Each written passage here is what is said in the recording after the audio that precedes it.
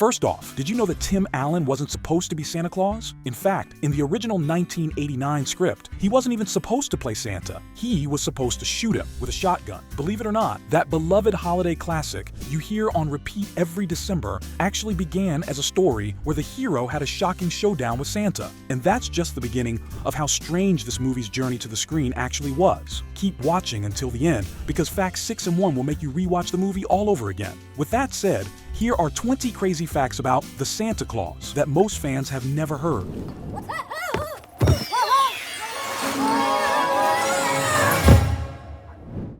Number 20. The original title was Such a Clatter. Back in 1989, Chicago comedians Leo Benvenuti and Steve Rudnick wrote a spec script they called Such a Clatter, a reference to the famous line from A Visit from St. Nicholas. The filmmakers actually hid this original title in the movie itself. During the scene where Charlie reads the poem, he mispronounces it as a Rose Souchak ladder. Listen closely during that scene, and that clever wordplay suddenly makes sense. Number 19. Bill Murray was the first choice. Disney wanted Bill Murray for the lead role. Murray reportedly declined because he had no interest in another holiday-themed project after starring in Scrooged in 1988. Chevy Chase was also offered the role but had scheduling conflicts. Tom Hanks, Robin Williams, and Mel Gibson were all considered before the studio turned to Tim Allen, who had never starred in a feature film before. Number 18. The script originally had Scott kill Santa.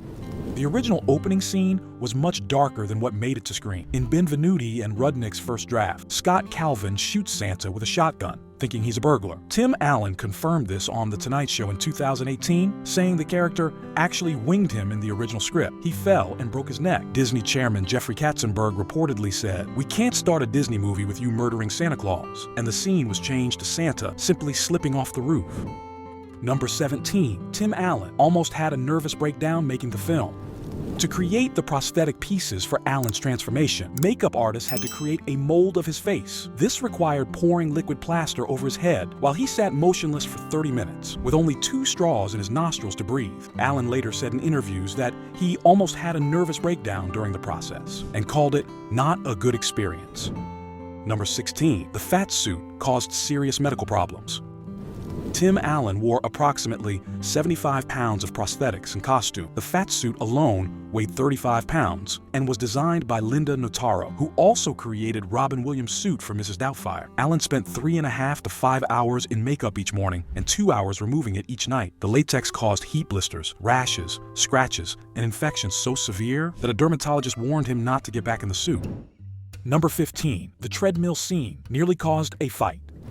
During the doctor's office treadmill scene, Allen wore a 50-pound false gut glued directly to his shoulders. The prosthetic was reportedly ripping at his already damaged skin. The scene was shot after midnight at the end of a grueling day, and according to Collider, Allen nearly got into a physical confrontation with director John Pasquin, spending time between takes swearing and yelling that he had to get off the set. Number 14. Eric Lloyd lost his front teeth during filming. 8-year-old Eric Lloyd, who played Charlie, lost both of his front teeth in an accident at a sporting event in Toronto during production. Lloyd recalled in interviews that he fell forward and hit his face, knocking both teeth out. He woke up the next day with the executive producers and director standing over his bed. The production created dental prosthetics using existing mold, and several scenes were rearranged to minimize his speaking parts. Number 13. Elves are hidden throughout the film before Scott becomes Santa. This Easter egg went viral on TikTok with over 8.8 million views. Multiple characters with pointy ears appear before Scott ever learns he's becoming Santa, suggesting the elves were watching him all along. Look for the girl in pink at the toy shop window during opening credits, a boy at Denny's when they're seated, and most notably, a boy with pointy ears in Charlie's classroom during Parents' Day. That elf child is reportedly the only kid who doesn't laugh when Charlie says his dad is Santa. Number 12. Tim Allen dropped an F-bomb in front of child actors. During a complex opening shot with child elves, 2 kids kept pinching each other behind Allen. According to Allen's own retelling, right before the director called cut, one kid shouted, "He pinched me again," and Allen responded with a loud expletive. The entire set went silent. Disney executives stepped in and jokingly told the kids that Allen was saying, "Let's take a break," in Swedish. Number 11. The child elves thought Tim Allen was the real Santa. Many of the young actors playing elves were genuinely convinced Alan was Santa Claus. They constantly asked him questions about life at the North Pole. Alan told the BBC that he had to stay in character all day and be creative with his answers, saying at one point he told them elves don't really like vegetables, and they eat a lot of fish at the North Pole because it's fresh. He also joked to one child that the elves eat reindeer. Number 10. The ZZ Top dance was completely improvised. The dance to ZZ Top's Gimme All Your Lovin' during the montage, before Scott's second Christmas Eve, was entirely improvised and reportedly done in a single take. The director liked it so much that he kept it in the final film exactly as Alan performed it. Number 9. More than 30 minutes were cut from the film. The original cut ran approximately 2 hours. Disney head Michael Eisner allegedly gave a simple directive: cut every scene that Tim Allen isn't in. Over 30 minutes of footage was removed, including scenes of Charlie being bullied at school for believing in Santa and struggling with his belief in his father during the year between Christmases. These deleted scenes have never been released. Number 8. Tim Allen achieved an historic entertainment trifecta.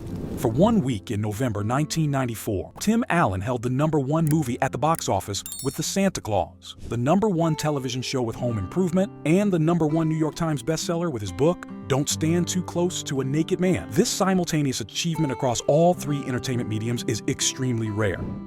Number 7. The movie contains multiple Home Improvement references. Look for the scene where Scott picks up a toy tool belt in the North Pole workshop. He holds it to his waist, shakes his head at the camera, and puts it down. This was a direct nod to Alan's television series. Jimmy Labriola, who played Benny on Home Improvement, also has a cameo as the truck driver Scott and Charlie encounter. Number 6. A working adult hotline number appeared in the film. In one scene, Laura hands Scott a phone number for Neil's mother. Scott quips 1-800-SPANKME. I know that number. The problem was that the number was an actual working adult hotline. When the VHS was released, children could pause and call it. According to the Associated Press from December 1994, one 10-year-old from Steilacoom, Washington, racked up $400 in charges. Disney attempted to buy the phone number to disconnect it, but ultimately removed the scene entirely from the 1999 DVD release and all versions since. Number 5. The movie was shot during a summer heat wave. Despite the winter setting, the Santa Claus was in Toronto between April 26 and July 9, 1994, during what was reportedly a significant heat wave. The production tested multiple artificial snow materials, including paper products, potato-based products, and marble dust. If viewers look closely during Santa's roof fall scene, a snow blanket can actually be seen slipping. Number 4. David Krumholtz was only 16 when he played Bernard. David Krumholtz was a teenager when he landed the role of the head elf. His sarcastic delivery reportedly beat out other actors for the part. In a 2022 interview with Time, Krumholtz admitted that he resented the Santa Claus for a good portion of my 20s and 30s, before eventually finding renewed appreciation for the film after having children of his own. Number 3. The entry code to the North Pole is a Rudolph reference. The code 1239 that appears in the film is actually a hidden reference. December 1939 was when Rudolph the Red-Nosed Reindeer was first created by Robert L. May for the Montgomery Ward department store. The filmmakers tucked this detail in for sharp-eyed fans. Number 2. Eric Lloyd's face was digitally added to the movie poster. Eric Lloyd revealed that the child standing behind Tim Allen on the movie poster isn't actually him. According to Lloyd, it's another kid standing behind a cutout of Allen, with Lloyd's face digitally placed on top. He noted the studio did this so they wouldn't have to pay him for another day of work. Number 1. The film made nearly 9 times its budget. The Santa Claus was produced for $22 million and went on to earn over $190 million worldwide. It opened at number 2 behind Interview with the Vampire on November 11th, 1994, then climbed to number 1 over Thanksgiving weekend. The film finished as the 4th highest grossing movie of 1994, behind only The Lion King, Forrest Gump, and True Lies. The franchise has since generated over $473 million across 3 theatrical films and a Disney Plus series. From a dark spec script about killing Santa to one of the most beloved holiday films ever made, The Santa Claus had one wild journey to the screen. And to think, the whole thing almost went to Bill Murray. Drop a comment below. Did anyone else notice those hidden elves before they went viral on TikTok? And subscribe for more crazy behind-the-scenes movie facts from our classic Christmas favorites.